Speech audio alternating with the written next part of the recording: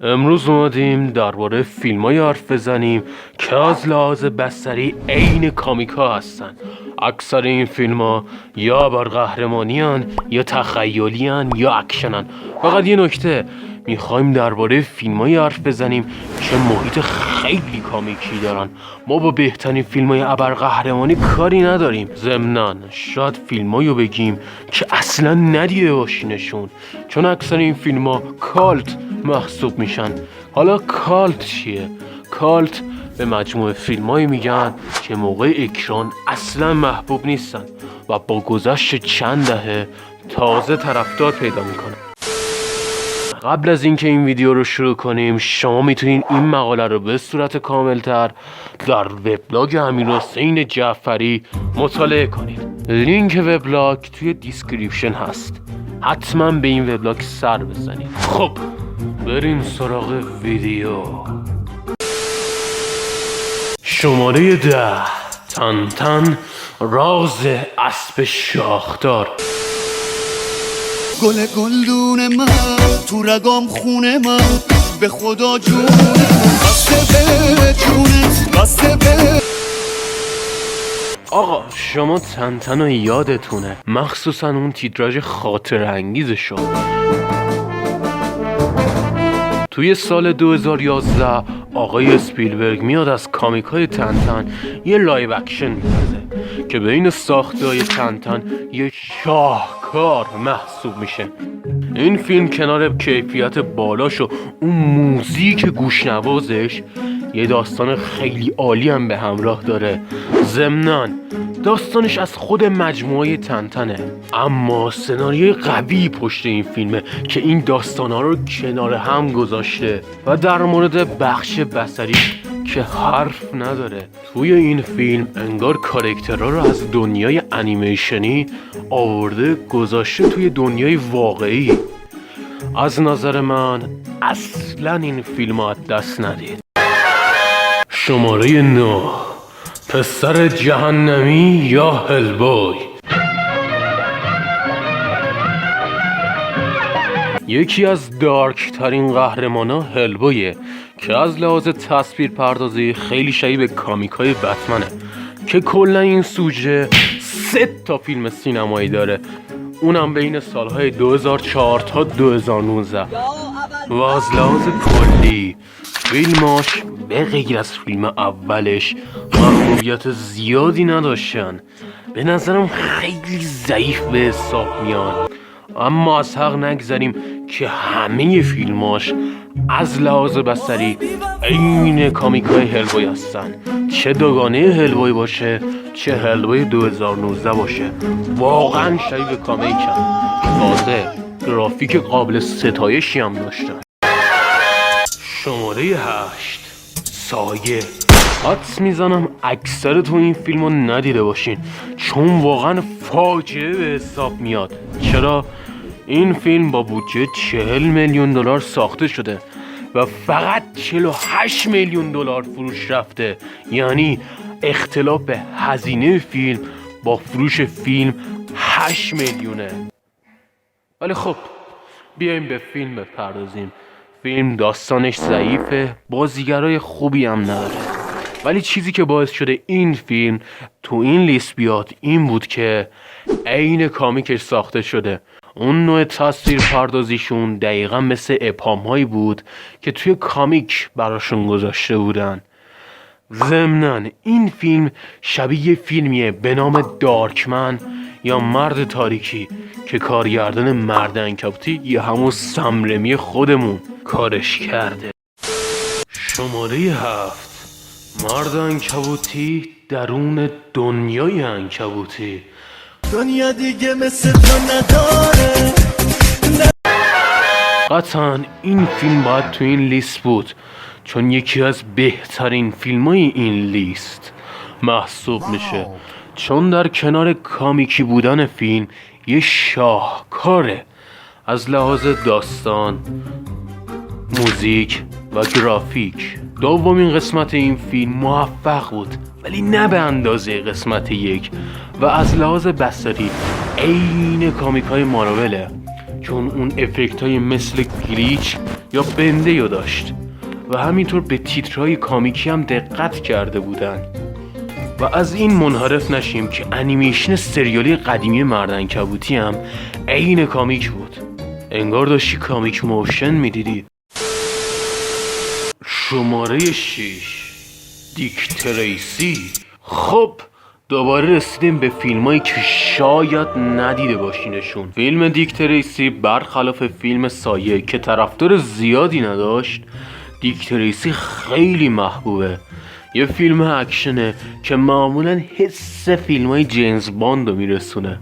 جالبه بدونید فیلم دیک تریسی تو فستیوال اسکار در 7 رشته نامزد شد و در رشته‌های بهترین موسیقی و طراحی صحنه و گریم برنده شد.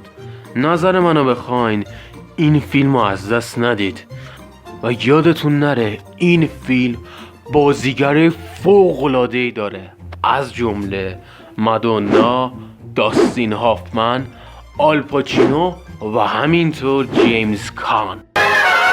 شماره 5 ماست.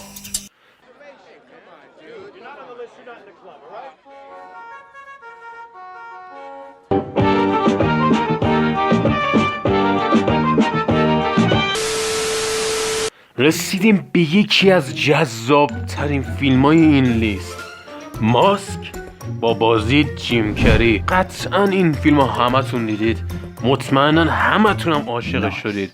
جالب بدونید این فیلم با فیلم سایه تو 1 سال اکران شدن و یکی از دلایلی که سایه زمین خورد به خاطر وجود شیرشاه و ماسک بوده. فیلم ماسک واقعاً فیلم کاملی بود، جلوه ویژه عالی داشت، موزیک عالی داشت، داستان عالی داشت. اما از نظر من چیزی که این فیلمو جذاب کرده بود بازی عالی جیم کری جای ماسک بود.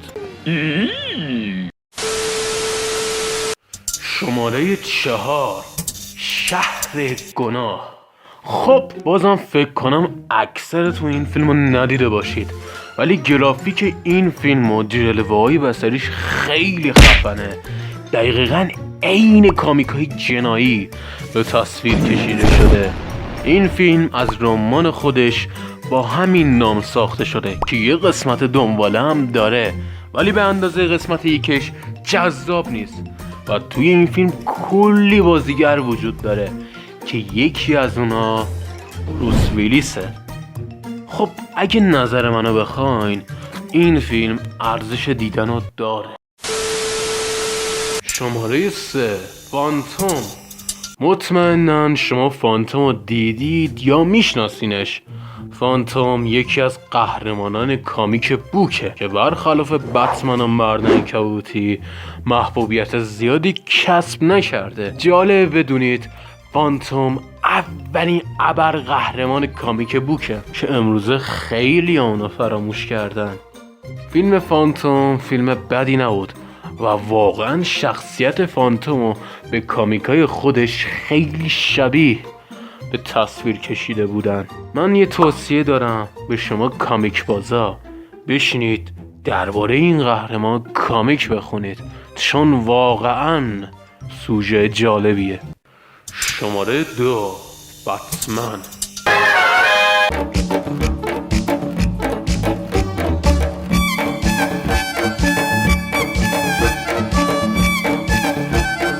خیلی ها بن افلک رو به عنوان کامیکی ترین بتمن سینما قبول دارن، اما اشتباهه. خیلی ها هم مایکل کیتونو، ولی بازم اشتباهه. کامیکی ترین بتمن سینما آدام وسته. شما نمیشه فن بتمن باشید اما این بشر رو نشناسید. این سریال امروزه خیلی از نظر مردم کلیشه‌ای محسوب میشه، اما تو دهه خودش از پر طرفدارترین سریال تلویزیونی بود که یه سینمایی هم داشت. تو این سریال واقعا بتمن عین کامیکای دهه 60. این سریال انقدر کامیکیه که بتمن موقعی که جوکر رو میزد یه زارت خوشگل رو صفحه میومد. یکی از چیزایی که این سریال رو جذاب کرده بود آهنگ متنش بود. شماره 1 هالک.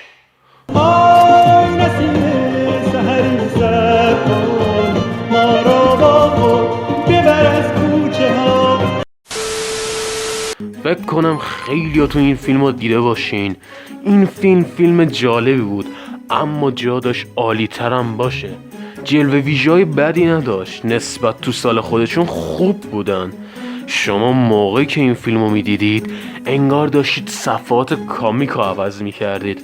حال که تو این فیلم خیلی سبزتر از ورژن‌های دیگش بود و واقعا خیلی گنده بود، تقریبا اندازه کینگ کنگ بود. تنها ایراد که این فیلم داشت، من توی بچگی منتظر بودم یک ویلین قوی مثل جاگرنات یا کرگدن یا حتی ابومنیشن رو ببینم که توی فیلم 2008 بود.